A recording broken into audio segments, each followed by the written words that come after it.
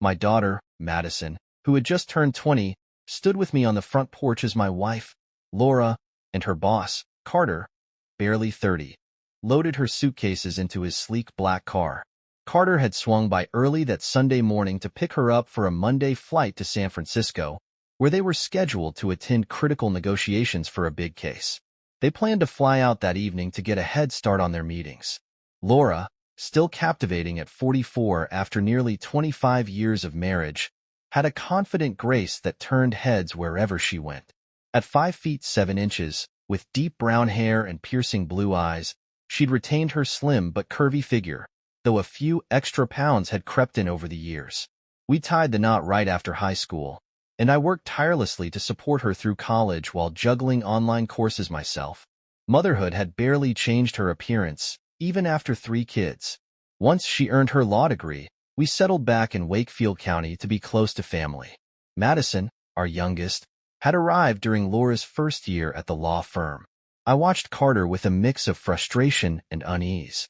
His cocky smirk and self-assured demeanor set my teeth on edge. I wanted to confront him right there, to call him out, but I bit my tongue, knowing it would do no good.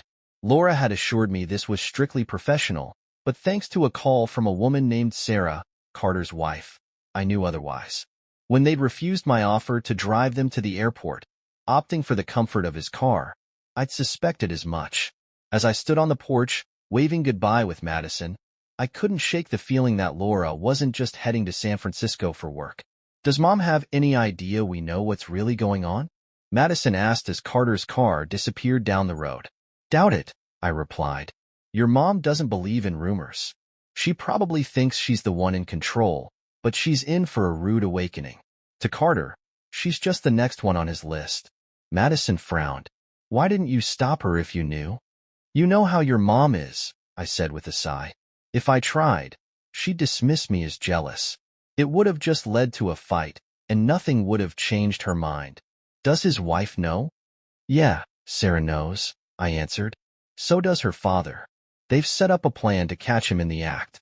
Apparently, this isn't the first time Carter's pulled something like this. Sarah's done pretending it is. Will you forgive Mom?"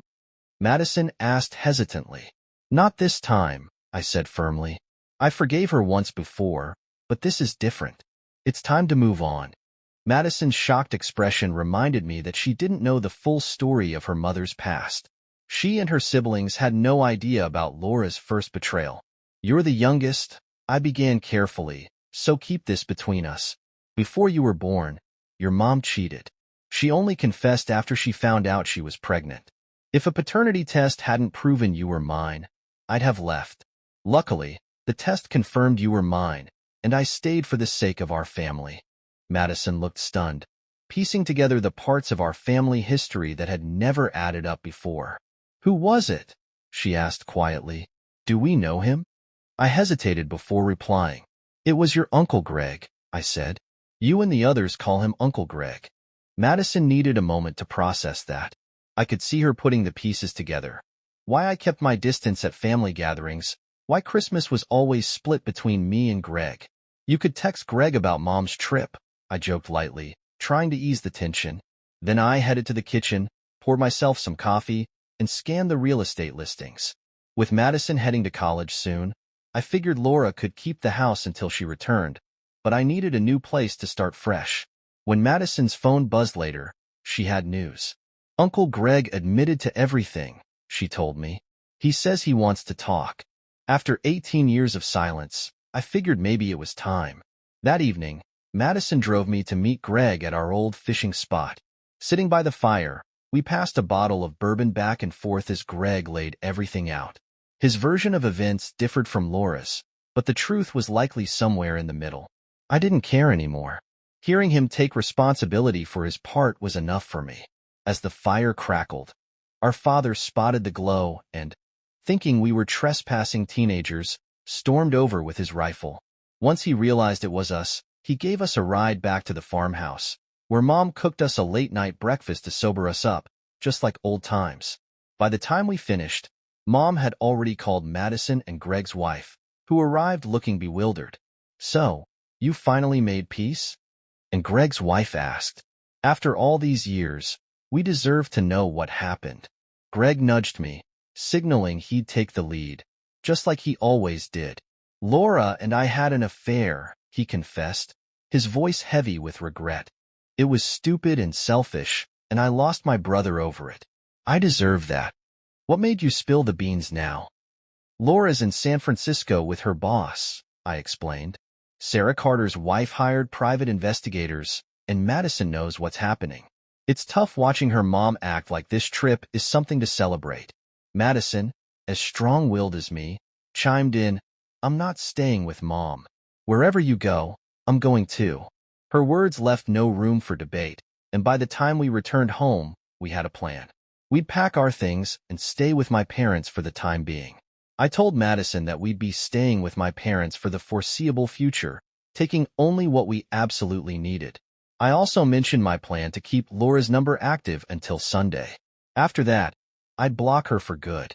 Before we parted ways, Rachel and I stopped at a nearby bar for a bit of dancing. Despite everything going on, I left feeling surprisingly lighthearted. Until I got home, where Madison couldn't resist teasing me. Daddy's got a new girlfriend, she joked, clearly noticing the chemistry between Rachel and me. Sunday dinner was special. My mom was overjoyed to cook for us again, and we all ate heartily, leaving hardly any leftovers. But around 1 a.m., a call jolted me awake. It was Sarah, confirming that Laura and Carter had been caught red-handed. Hotel security, hired by Sarah, had walked in on them, and everything was captured on hidden cameras. She sent me a temporary link to the footage. I got dressed, went downstairs, and made myself some tea. My mom soon joined me. Is the water still hot? She asked. I poured her a cup, then hesitated before showing her the video. The footage was crystal clear. Laura and Carter, under the sheets, looking like deer in headlights. Their shocked expressions said it all. Mom's expression hardened. We're done with Laura, she said firmly. I can't wait to see the look on her face when she's served. Madison and I blocked her number tonight, I reminded her, trying to keep things calm. Later, I went to the receptionist at work and asked her to block any calls from Laura. By 11 a.m., she called to report back. She's been trying to reach you every 20 minutes. What should we do? What's your number? I asked. She gave it to me, and I replied, I'm sending you a video clip. If she calls again, ask for her cell number, send her the video, and tell her that both Madison and I got it last night. The receptionist called back later. She stopped calling after seeing the video, she said. Thanks for your help, I muttered, keeping my thoughts to myself. That evening, my mom prepared dinner while Madison helped out in the kitchen. As we talked, I received a text from an unfamiliar number claiming to be from my mom, asking me to call. It didn't take long to figure out it was probably Carter's number. I think your brothers might reach out to us around 8 tonight, I told Madison. Your mom's probably contacted them by now. They'll be in for a surprise. Madison smirked. Mom's never going to admit the truth to our brothers. Let's turn off our phones for a while, Madison suggested. They'll have to call Grandma if they want answers. That's exactly what we did, giving ourselves a quiet evening, though I doubted it was calm for anyone else. Later, we learned that my sons, Cole and Levi, had visited the house. After noticing my favorite chair was gone, they searched the place and found Madison's note in the kitchen. Realizing we'd moved out, they called Laura for answers, but she played dumb, claiming she had no idea what the note meant. Eventually, they turned to Greg, who hinted at what had happened. Strangely, they didn't question how Greg knew. As word of our breakup spread like wildfire, Cole called me at work. After my secretary connected us, he didn't waste any time. So, what's up, Dad? Where are you and Madison living now? Not much, I replied dryly. Everything that was wrong is now right, and vice versa. Let's not get into philosophy, Dad, he sighed. Just give me the facts. Check your texts, I said. I sent you something that'll answer your questions. Forward it to Levi if you want. If you want to talk, come by Grandpa's after dinner. I sent him the video of Laura and Carter's affair and let Madison know. Within 10 minutes, Cole replied, Wow. I'll be at Grandpa's by 8 p.m. When my sons arrived, my parents gave us space to talk. Cole and Levi initially downplayed their mother's actions, suggesting I should just move on. Dad, we all make mistakes, Cole said. Remember how many times you forgave us growing up? Madison, furious, wasn't having it. You may be my brothers, but you're both idiots, she snapped. This wasn't a mistake. Mom planned everything.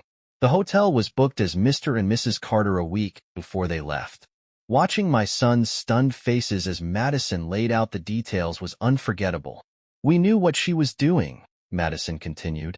Dad offered to drive her to the airport, but no, she wanted to leave with Carter. We were probably the butt of their jokes all the way to San Francisco. She turned to me. Why didn't you stop her, Dad? I explained my reasoning. If I'd confronted her, she'd have denied everything. Her actions showed she was already out of the marriage. This wasn't impulsive, it was premeditated. Madison backed me up. Sarah Carter's wife warned us weeks before they left. That's why we had the video ready. Mom didn't just betray Dad. She betrayed all of us. I looked at my children. I'm getting tested for STDs tomorrow, I admitted. Their stunned faces said it all. I can't be sure this was her first affair, I added. Her frequent business trips raised too many questions. As I handed Madison a cup of tea, I noticed the tears welling in her eyes. It's okay to let it out, I said gently. Crying is part of healing. She hugged me tightly, releasing the emotions she'd been holding in. By the time we finished our tea, she had calmed down. Curious about my dinner with Rachel, Madison asked a few questions. I explained that we were just starting to know each other and that it felt like the beginning of a solid friendship. The next day, I sent statements with my lawyer. Hoping it would bring accountability, I agreed. Later, I heard that Laura and Carter's return from San Francisco was less than triumphant. Despite a settlement in the case, the fallout from their actions had made headlines, overshadowing any professional success they might have claimed. On my way home, I withdrew some cash and surprised my mom with $1,000. She gave me a sharp look, the kind only a mother can give. It's to help with the extra expenses while we're staying here, I explained. It would have cost me much more anywhere else. This is a one-time thing, she said sternly. Agreed, I replied, grateful for her support. Meanwhile, Laura returned to an empty house, feeling like an outcast. She had endured a day filled with hostility, and she and Carter were unwelcome in nearly every circle they'd once inhabited. On top of that, Laura was now the target of my lawsuit against her firm. To make matters worse, I'd hired a former employee of the firm to represent me, someone who knew all their tricks, putting them at a clear disadvantage. After pouring herself a strong drink, Laura sat down to read through the divorce petition. Reality hit hard as she realized that Madison and I had known about her affair before she even left for San Francisco. The finality of it all began to sink in. Feeling regret, Laura texted me and Madison, hoping to buy some time and convince us to talk. Later, as she sorted through the mail, she came across a letter from the health department. The diagnosis of an STD hit her like a freight train.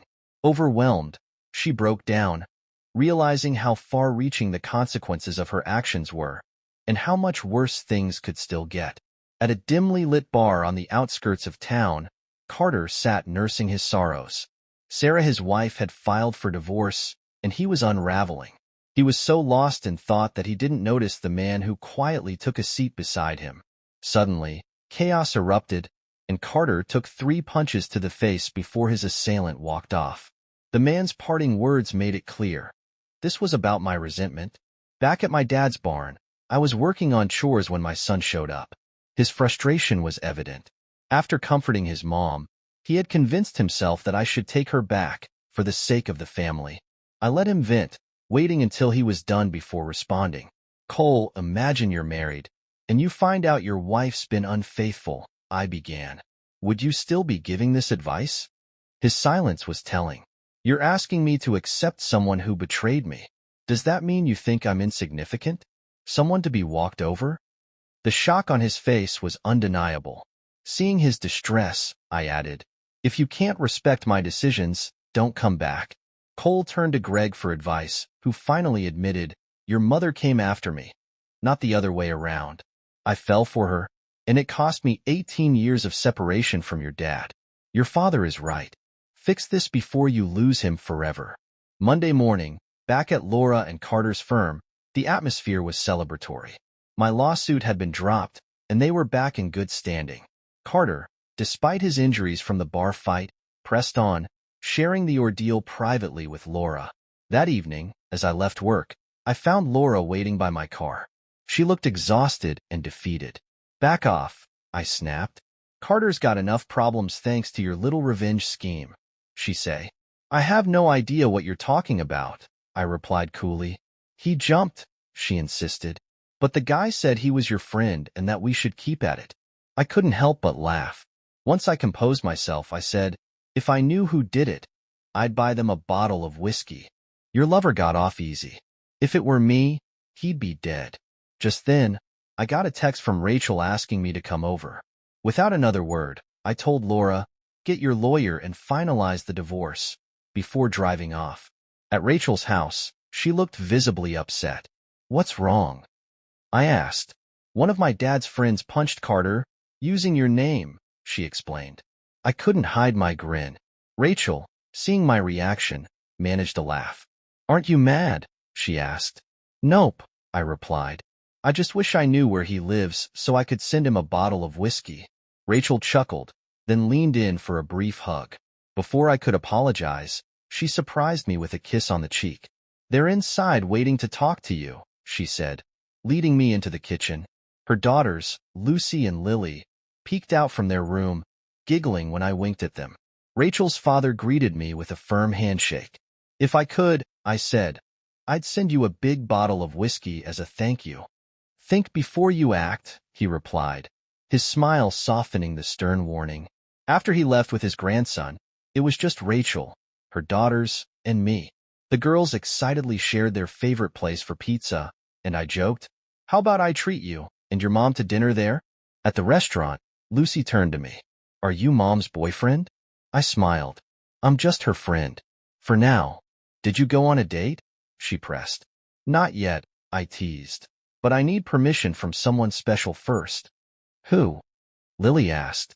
"You too," I replied, earning their laughter. Back at Rachel's house, as the girls headed to bed, Rachel stopped me on the porch. She leaned in, and this time, the kiss wasn't just a peck on the cheek. "Lily got it wrong," I said, a little breathless. "But I did think about asking you out." Rachel grinned. "So, what are you waiting for?" We sat on the porch, talking like teenagers until late into the night, planning to take her daughters to the town fair the following weekend. When I got back to my parents' farm, Madison immediately noticed my upbeat mood. "Looks like Dad's got a big grin," she teased. By the end of the week, my lawyer had launched a new lawsuit against the firm, targeting several senior partners and exposing misconduct from years prior. Meanwhile, Rachel and I were figuring out what came next, together. I picked up Rachel and her daughters, and we headed to Greg's place. It was a big family gathering, with everyone there, including Madison, who had brought a date. For Greg, it was a momentous occasion having me in his home for the first time since his wedding. And Greg's wife warmly welcomed Rachel and her girls, and they were quickly embraced by everyone. Things took a turn, however, when Cole pulled me aside. "Dad, I messed up," he admitted, his voice heavy with guilt. "I fell for Mom's manipulation. She tricked me. Uncle Greg filled me in last week." "And what did you learn from this?" I asked, curious. "When it comes to family," Cole said, "sometimes it's best to keep your distance. No matter how much you try to help, you might end up making things worse. People need to figure things out in their own time, not on someone else's." "You're right," I said with a nod. "It's tough, though, because we care so much. Your mom and I will talk one day, but not anytime soon. Not with how she's been acting." Cole sighed. "Yeah, her behavior speaks for itself." "It does," I agreed. "Look at Rachel. She endured a loveless marriage until she was ready to raise her daughters on her own. She showed patience and strength until the timing was right. That's character. Your mom's behavior, on the other hand, shocked Madison and me with its cruelty. She says one thing but does another. As Grandpa used to say, if I'm not worth the truth, then you're not worth lying to." Cole looked pained. "Dad, here's a tough question. What else did she lie about?" "That's something we may never fully know," I replied. "There's no point dwelling on the past. All we can do is learn from it and move forward." I'm really impressed by Rachel, Cole admitted. The more I hear about Mom and Carter, the more I think they deserve each other. Just then, Madison approached, noticing the attention our conversation was drawing. Maybe we can finish this later, she suggested. We're done, sis, Cole assured her. I just needed to apologize to Dad. As Cole walked away, Madison gave me a curious look. Just a case of saying the wrong thing, I explained. It's good to see him own up to it.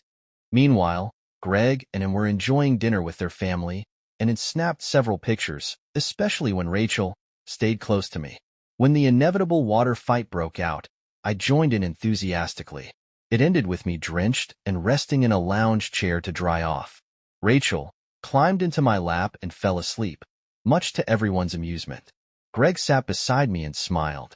This seems to have chosen you, he remarked. Just make sure revenge isn't your motive. I chuckled and recounted how my relationship with Rachel had developed, starting with her first phone call. Greg nodded thoughtfully. I should have trusted my instincts back then, he said. He then revealed, your mother asked me to talk to you. Whatever path you choose, know that we support you. Dad, look at the world today, I said, shifting topics. It's the same disregard for truth and morality that my soon-to-be ex-wife has. Values only seem to matter when someone's behind bars. Then they feign remorse. Greg laughed. People ought to flush 100% of the media's truth down the toilet. Real honesty is hard to find these days, but folks are too blind to see that. It's wild to see two factions of Democrats at each other's throats. Makes me wonder if their real problem with the president is that he's too competent. Strong words, brother, Greg said with a grin. But it highlights how powerful the media is as a propaganda tool. The following Monday, a detective came to my office to discuss Carter's ongoing behavior. It took about an hour to go over everything I knew, including a list of women whose husbands had discovered Carter's affairs. The detective nodded, taking notes. Carter seems to blame you for ruining his marriage, he observed. He doesn't strike me as someone who takes responsibility for his actions. After the detective left, I called Sarah to give her a heads up. She wasn't surprised. Carter had always been manipulative, and she believed he was responsible for her dismissal from the firm. That evening, I learned it was my mother's letter that had finally made Laura give up. Until then, she'd held on to the hope we might reconcile. On Wednesday, Madison and I took Rachel and her daughters to dinner at the pasta house. My sons joined us, and during the meal, I shared the news that Laura had finally hired a lawyer to handle the divorce. Rachel's daughters were thrilled with Madison's company, and the dinner went smoothly. 2 months later, on a Friday afternoon, I sat next to my lawyer in court. We waited to be called before Judge Robin McCullough. Across from us sat Laura and her lawyer. We had already agreed on property division, and since there was no mortgage, the process was straightforward. Laura would buy out my share of the house and split our joint savings. Once called before the judge, we confirmed the agreement, finalizing the divorce. On the courthouse steps, Laura stopped me. I've ruined myself, she said. I finally admitted everything to the boys, and Madison still won't speak to me. She thinks I did all of this on purpose. I can accept that explanation from Madison, I replied, because she's inexperienced. But from an adult? It's a superficial excuse. Sarah's divorce had already been finalized, with a favorable outcome.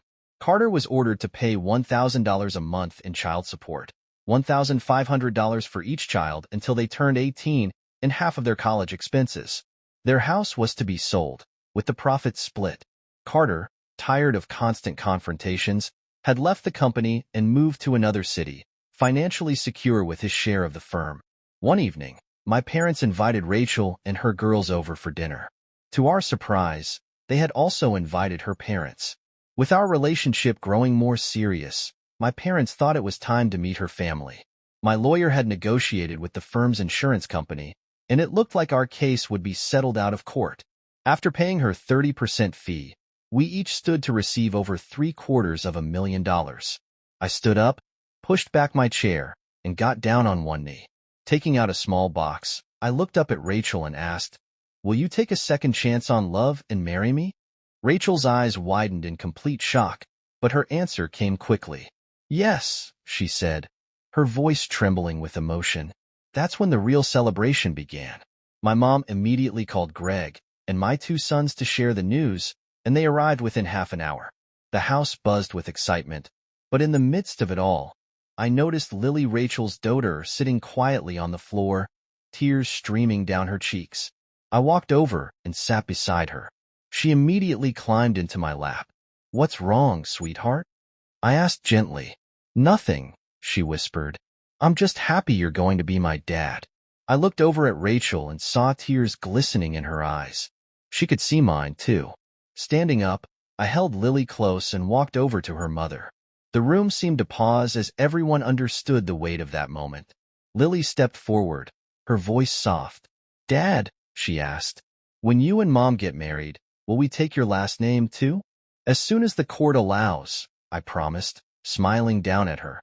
Lucy and Lily turned to my father, who grinned warmly and said, "From now on, you can call us Grandma and Grandpa." I could already picture the girls spending weekends at the farm, riding horses with my dad and running through the fields. They were going to love it there. "Rachel," I said, handing her an envelope, "I made a promise to your daughters the day I proposed. I think this will help us give them what they want." She opened the envelope and gasped, her eyes filling with tears as she read the document. "How did you manage this?" she asked, her voice barely above a whisper.